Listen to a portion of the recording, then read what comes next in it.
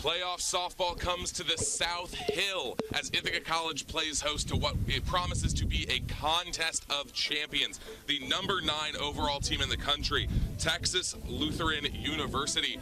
Currently, the 1 seed will be taking on UMass Boston and their Beacons. Welcome in to the Ithaca College stream, but the NCAA stream today. Parker Hollendonner alongside me is Devin Jarvis. We will be with you for all 9 innings of this 1-4 matchup to kick off the NCAA tournament. Devin, how are you doing today? I'm doing wonderful, and it's great to be here for some playoff softball. The NCAA tournament is always going to give us a treat of games here. Ithaca hosting, but this Texas Lutheran Bulldog team is not one to mess with. They've been phenomenal all year on all sides of the ball, a really special squad. Thanks to seeding, Texas Lutheran dragged all the way up here to Central New York because of the other 2 East Coast teams that'll be a part of this little pot of theirs. But make no mistake, they are technically going to be the home team as long as they can keep winning, and it's no surprise why. They have been dominant all season long. They're coming in with a .929 winning percentage, riding a 39-3 record in their 42 games. They have about as many run rules, Devin, as anyone out there. They love to blow you out fast with a combination of incredible pitching and the most deadly batting I think I could possibly imagine. And also that deadly base running. They've been really special this year, leading all divisions and all colleges and universities in stolen bags. Well, leading us off, we will waste no time. We'll get right into it with UMass Boston. They're going to start off with Sophie Richland, the center fielder, wearing number 8. She will take ball 1 across the plate from the starting pitcher today for the Bulldogs, and Caitlin Howard wearing number 34. Pitch number 2 from Howard will be a little bit high for ball 2, so a 2-0 count to start the day for Richland. And Sophie Richland, she's one of the few slappers in this lineup, joins Bree Melchionda, who's also going to be pitching today. She's in the 3 spot, but you have a player who can get on base fast and early in Richland, hoping to get things going. Batting .313 this year in 43 games all started. Richland, the lead-off hitter, is tied for the most at-bats taken on the entire team. She has appeared in all but 1 of the Beacons games this year as she steps back into the box for the 2-0 pitch. That one is held on but watched for strike 1 across the plate. And Caitlin Howard, Devin, is absolutely no joke. There's a reason that she's the one starting off the tournament. Yeah, the Bulldogs. Absolutely. You want to get things going fast. It's going to be a tough regional to get through, but not a bad one in Howard to half start. A swing and a miss on a ball that curved just outside the plate. It's going to be strike 2 for Richland. So now a tough 2-2 count for Richland as she tries to get things started right for the Beacons. The 2-2 pitch. Swung on, strike 3. That's going to be the first batter retired on the day for Caitlin Howard. And the infield does a quick close-up toss around, celebrating the first out of their NCAA tournament that they have high hopes in. That they do. I think it's a statement game right now for Texas Lutheran. They're going to have to come out here and show why they are both the 1 seed in this region and the 9th ranked team in the country, Parker. So get off fast, shut down this UMass Boston offense. First pitch to Haley Tilbury, wearing number 3, the second baseman, is fouled away down the right field line. And that's the first contact we've seen all day from these Beacon hitters. Howard, not going to be easy to keep up with. We've seen that from Ithaca pitchers on this mound all year long, and now we're getting a taste of it from another squad way down south. And in a team in the Little East Conference champions in UMass Boston, you like to see the aggression early against a team that on paper outmatches them as that pitch is fouled away by Tilbury.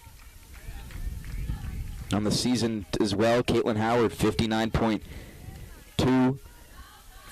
2/3 innings pitched and a astounding 1.64 ERA. No.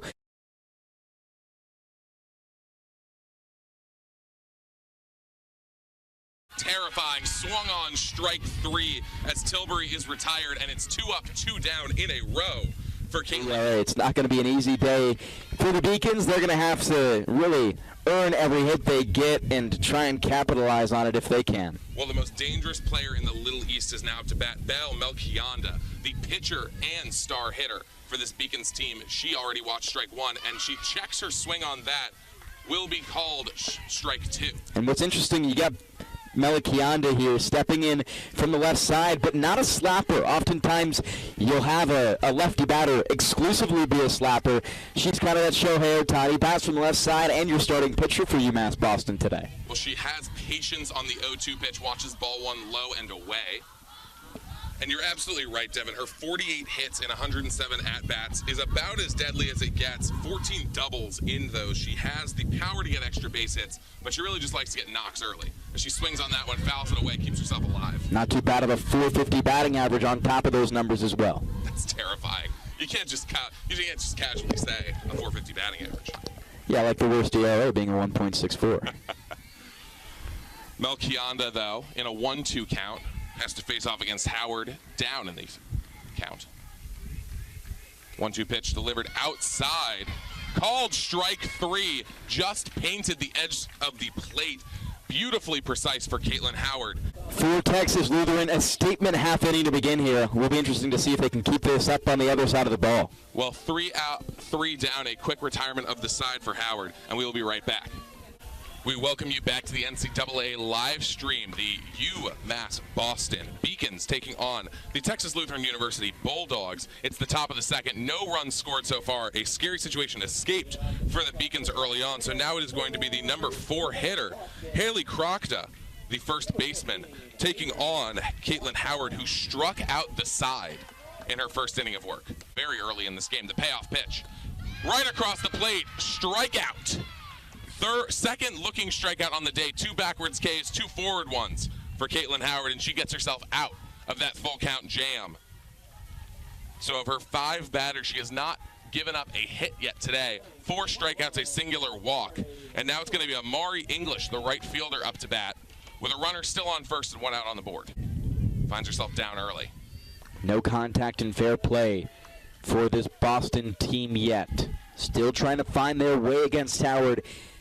Even though they found that walk, not much productivity so far. 0-2 pitch swung on, strike 3. The second batter retired. The 5th strikeout on the day. In 6 batters, 5 strikeouts for Howard. And that is the kind of stat line early on that sends you to the NCAA tournament as the 9th overall team. But it comes with offense, too. What can your offense bring to complement your stellar defensive performance? Howard's doing all she can right now, and she'll likely continue to do so. Mary Matthews, the left fielder, pops that one right to center field. It's going to be an easy retirement for the center fielder in K, and that is going to do it for the top of the second for UMass Boston. Back here on the NCAA live stream, Devin Jarvis and Parker Hollandoner on your broadcast call from Kostrinsky Field. It's UMass Boston and Texas Lutheran as the Beacons step into the batter's box in the top of the third here and try and get things going. On the mound, Caitlin Howard. She throws a first pitch, strike 1 down the middle to her foe in the batter's box, Amaya Rodriguez, the designated player. Standard in the batter's box. Next pitch, top to the shortstop. Here's Leal. She tosses over to first, gets the easy out. Another one down, but the first out of the day by way of ground out. Yeah, UMass has had a little bit of trouble getting ahead of Caitlin Howard. She's got really good velo. A lot of them have gotten caught behind or underneath her pitches. Also a fair number of backwards Ks so far on the day. She's dead even. On her 5 strikeouts, she's got side. Howard so far today, 5 strikeouts, just 1 walk. Of her team. She's still 8-0 on the year in the win-loss column when she has been asked to start. She also has 3 saves on the year. So she is the do-it-all player for this Texas Lutheran. Far from the plate is Richland. She'll look for the payoff once again on the fire. Swing and a miss. Another strikeout. Make that number 6 for Caitlin Howard. And 2 swinging on the day for Sophie Richland. She's yet to get anything into play. She finds herself down 0-2 on the day so far, but it's nothing surprising when you are dealing with such a deadly pitcher in Caitlin Howard, who is not even the ace on this TLU team and is still would be an ace on pretty much any other team we're going to see this weekend. Next from Moosic, Pennsylvania, it's Haley Tilbury from the right side. Watches the first one by for a strike. Took a chop at it, couldn't quite get it. We'll see if that ends up changing what happens in the bottom of this third. This one rocketed out to right field, but under it is Vanette. She makes the grab, a can of corn, and ends the inning. We'll head to the bottom of the third with Texas Lutheran up. UMass Boston back up here in the top of the fourth against Caitlin Howard. First pitch to go outside. as we reset things in Parker. We saw that run come in the third. Boston hasn't been able to quite find their offensive rhythm so far. How do you see it working to maybe reach that point this inning? Do it again, 0-2. They also travel very well. A good amount of UMass Boston fans here. Obviously, it's not a terrible drive. About 3-4 hours from Boston. A little bit like 5, a little bit more, but nevertheless. Next pitch outside swinging. Krokta goes down. First retirement of the day for Krokta. She goes down on a swing that was just above the pitch that was dealt to her. I will say, still impressive. Texas Lutheran University has a pretty good fan section here so far. A much more significant trip than coming from the Boston area. Yeah, just about 2,000 miles from Texas, especially depending which part of Texas you're from. First pitch by the new batter in Minor, fouled off to the far side. Once again, not able to keep up with Howard's speed. After that strikeout, Howard has 6 on the day. 4 by way of swinging, 2 looking. Next pitch for Howard. Front of the batter's box is Minor. This one, she rockets out in the right center field. Back on the warning track, it's caught by Vanette. No tag up there by Melchionda. 2 outs on the board, a runner only on first. Not the situation you want to be in, but still very much something you can take advantage of. English from North Providence, Rhode Island, lifts one out into center, but lofting and staying under it is Annie Kay. Back-to-back pitches will end the inning. A fly out to right, a fly out to center, and just like that, we head things to the bottom of the 4th.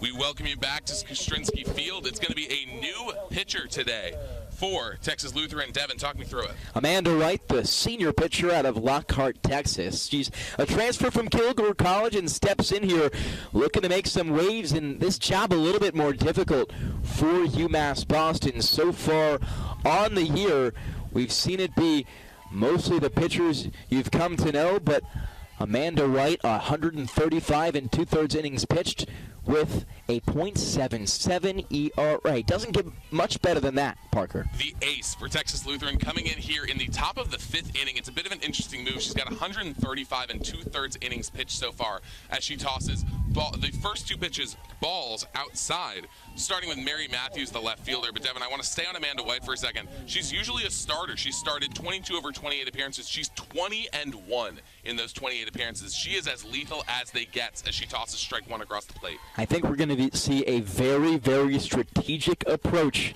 to the defensive pitching game from Wade Wilson in this tournament. You have Ithaca that you have to look out for. Springfield, a solid team too. They're going to use probably a lot of pitchers this game on low volume so they can use them later this week and not just retire one of your pitches, especially with how deep of a pitching staff that you have. 3 consecutive strikes is a looking strikeout for the first batter. One is unearned, and it's been a battle. This is the kind of pitcher's duel you want to see. This is tournament softball as the 2-2 pitch. Outside, and the count will go full with 2 outs and a runner on third. Great patience by Gonzalez, keeping herself alive. This is how she got her single before, Devin. She worked the count full, then got something right across the middle that she loved. If she's able to make that happen again, it'll be a run scored and an RBI for her. Melchionda goes into her motion. The payoff pitch. Swung on. That's going to be batted towards the left field side. It's got the air behind it. It's a home run. My goodness, the contact in Kostrinsky, and what could have been 1 runner batted in is a pair of them. A 2-run home run for Serena Gonzalez, her 2nd hit of the day. Scores 2 for the Bulldogs, and it's a 3-0 lead for Texas Lutheran over the Beacons. Just a smash out to left field, and it seems the deeper you get into an at-bat with Serena Gonzalez, the more trouble you're going to be in. A 3-1 ball game in favor of Texas Lutheran, and that one will end things here after 7 innings. A great battle between Boston and UMass. Boston will go on to face the loser of Ithaca and Springfield, while Texas Lutheran goes on to face the winner of that same matchup. We thank you so much for staying with us so far today. Lutheran gets the 3-1 win. Next up, it's Springfield and Ithaca.